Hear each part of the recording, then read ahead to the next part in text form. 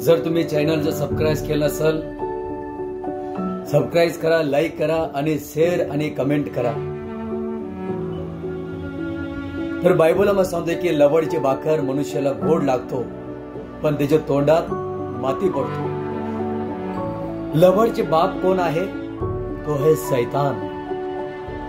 जो व्यक्ती लबाड बोलतो त्याचा बाप प्रभू येशू ख्रिस्त नाहीये, त्याचा बाप आहे सैतान आहे. आणि जो व्यक्ती खरा बोलतो त्याचा बाप येशू आहे. येशू आम्हाला लबाड बोलणे शिकवलं नाहीये. सैतान मनुष्याला खोटं बोलायला सांगतो.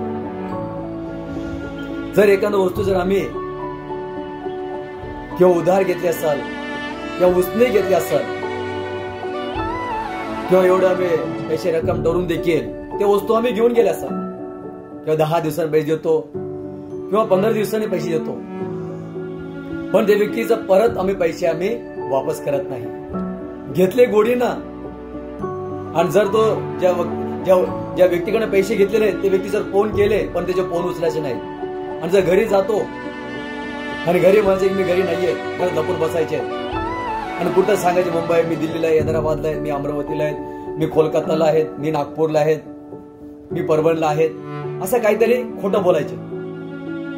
म्हणजे घेताना गोड वाटला, घेताना गोडीने घेतले पण नंतर खोडू वाटतो देताना. ही कोणाचा बाप आहे? ही कोणाचा स्वभाव आहे? सैतानाचा स्वभाव आहे. मनुष्याला विश्वासघात करणे, दगाबाज करणे ही सैतानाचा स्वभाव आहे. किंवा पैसे आम्ही उसने घेतले असेल, एखादा वस्तू आम्ही घेतली असेल, आम्ही लबाड बोलतो. लबाडचा बाप कोण आहे?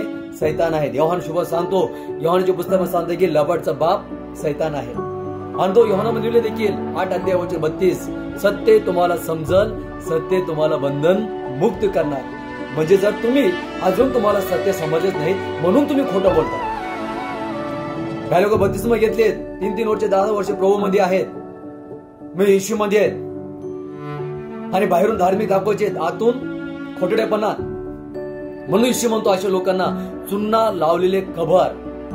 हे बाहेरून लोकांना चुन्ना लावतात, यांचे टोपे त्यांना, यांचे शेंडी यांना. जर एखादा व्यक्ती आला बा यांच्याकडे काम करून देतो, त्यांना गोड गोड म्हणणार काम करून देतो, मग ते त्याच्या पैसे बी घेणार, सर्व गोष्टी करणार, पण नंतर त्यांना काम करून देणार नाही. मग जर पुढच्या तारीखला ये, मग पुढच्या महिन्याला ये, मग असा चालू आहे. देवाचे लेख लबाडपणा देखील, हे खोटडेपणा देखील आहे. हे ख्रिस्ताचा स्वभाव नाही, हे सैतानाचा स्वभाव आहे. फसवणे सैतानाचा स्वभाव आहे. गोड बोलून काम करून घे, गोड बोलून समोरचे पैसे द्यायचे, मग नंतर त्याला चक्कर लावायला होतात. म्हणून बायबलमध्ये आदम आणि हवाने काय केले? फळ तोडले, फळ खाले. देवाला समजला. आदम कोणावर ढकलला? बायकोवर. बायको कोणावर ढकलला? सैतानावर. म्हणजे लबड बोलणे, कारण की त्याने काय केलं, त्याचे परिणाम आहे. लबड बोलले ते एदेन बाग ते लोकांनी गमावले. जे आशीर्वाद सर्व गोष्टी जे होते, सर्व काय होता त्यांनी ते गमावलं. कारण का? लबड बोलले. लबड तिथे खरं बोलले असता देव कुठेतरी मार्ग परमेश्वर तयार केला असता, कुठे तो द्वार प्रभू खोलले असता प्रभू. आणि आदम आणि हवा देखील लबड बोलले, पण त्याचे लेकर सुद्धा कोण? काईन. काईन काय केला? काईन हा शेतकरी होता. काईन उत्तम काईन काही गोष्टी घेऊन परमेश्वरला अर्पण केला, पण देव काईनचा भेट देवाने स्वीकार नाही केला. काईन परमेश्वरचे आनंद केला. पण आबिल हा मेंढपाळ होता, उत्तम तर उत्तम परमेश्वर घेऊन गेला, आणि देव आबिलचा भेट ही परमेश्वरने काय केला? स्वीकार केला. मग काहींच्या मनात राग आला, क्रोध आला, आणि त्या रागामध्ये त्याने काय केलं? आपल्या भावाचं मर्डर केलं. परमेश्वरला कळाला की बाबा तुझा भाऊ कुठे आहे? काही म्हणतो मी का माझा भावाचा राखणदार आहे काय? मग त्याने गलती तर केले, चूक तो केले. देवाला उद्धट परमेश्वर देऊ आपण. आपली गलती मान्य नाही केला, आपली चूक मान्य नाही केला. मान्य नाही केले का त्याचे परिणाम दुसरा पाहिला. आदम आणि हवाने लबाड बोलले का त्याचे परिणाम एदेन बाग गमवला. याने खोटं बोलले, देवाने त्याला खुनी म्हणून परमेश्वर घोषणा केला. बायबलमध्ये देखील येशू नावाचा व्यक्ती, याकोबाला 12 लेकरं होते, त्याचे भाऊ त्याच्यावर जळणार होते, त्याला खड्ड्यामध्ये फेकले, त्याला मिसर देशामध्ये खड्ड्यात काढून मिसर देशात विकून टाकले. किती? 30 रुपये, 29-30 रुपयाला विकवले. आणि बापाला येऊन सांगतात की तुझ्या मुलगाला वाघाने खाऊन टाकलेला आहे. बाप याकोब रडत बसला. त्याचे परिणाम काय झाला? लबाड बोलले. परिणाम काय झाला की जीवनामध्ये दुष्काळ आला. लबाड बोलले. आदम आणि हवा देखील एदेन बाग गमावला आणि खोटं बोलला. देव त्याला कुणी म्हणून घोषणा केला होता. तो कोण होता? काईन. बायबलमध्ये अजून व्यक्ती आहेत. गेजी नावाचा व्यक्ती देवाच्या सेवक सोबत तो आहे. तेव्हा नामांचा कोड बरा झाला. अलिशेने नामांचा पैसे नाही घेतला आणि हे माघारी जाऊन सेवकाच्या नावाने सांगून देखील, बाबा सेवकाच्या घरी कोणी पाहुणे आलेत, त्यांना काहीतरी द्या तुम्ही. मग गेजीने काय घेतलं? ते पैसे घेतला आणि घरी घेऊन जाऊन ठेवून आला. आणि कोणाला समजला? ये अलिशाला काय आला? अलिशा मग तू कुठे गेलतास? तो मध्ये मी तुझा दास, तुझे लीडर, तुझे सेवक मी कुठे नाही गेलता.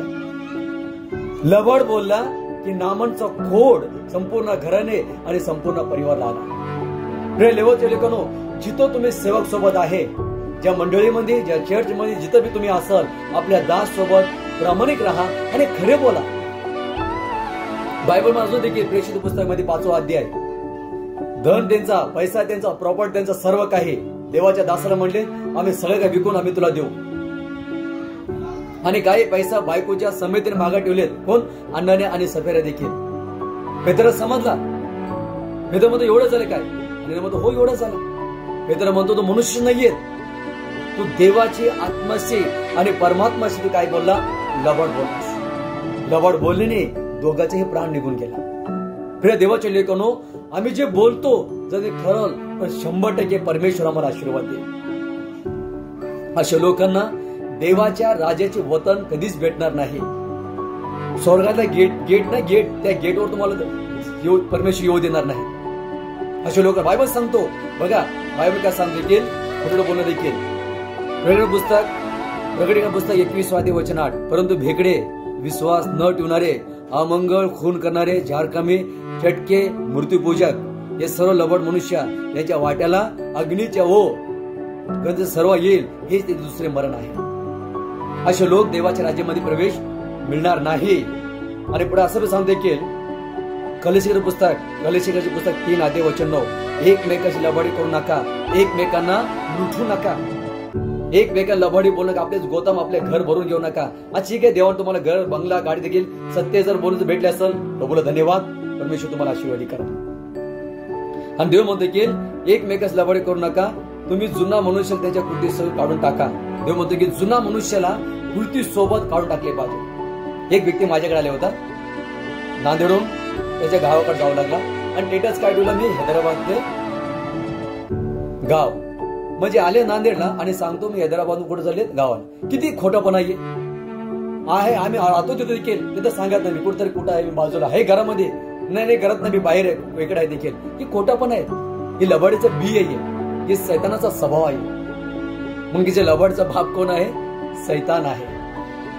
म्हणून म्हणतो की इपिस्करचे पुस्तक 2 अध्याय वचन 4:25 काय सांगतो? इपिस्कर 4:25, म्हणून लबाडी सोडून देऊन तुम्ही प्रत्येक जण आपापल्या शेजारी बरोबर खरं बोला, कारण आपण एकमेकाच्या अवे आहोत. देव म्हणतो आम्हाला लबाडी सोडले पाहिजे. जर लबाडी जर नाही सोडलं ना, त्याचे परिणाम दुसराच आहे. देवाचे राजे वतन नाही भेटणार.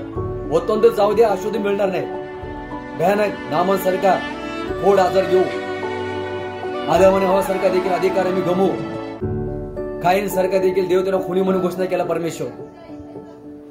देवाचे लेकनो, याकोबाचे 12 लेकरा येशूबाला विकून टाकलेत, जुनामध्ये दुष्काळ ओढून घेतलेत. जिथं आहे आम्ही प्रामाणिकपणा, आम्ही खरं बोलले पाहिजे. उसना घेतले असेल तर त्यांना पैसे परत वापस देऊन टाका.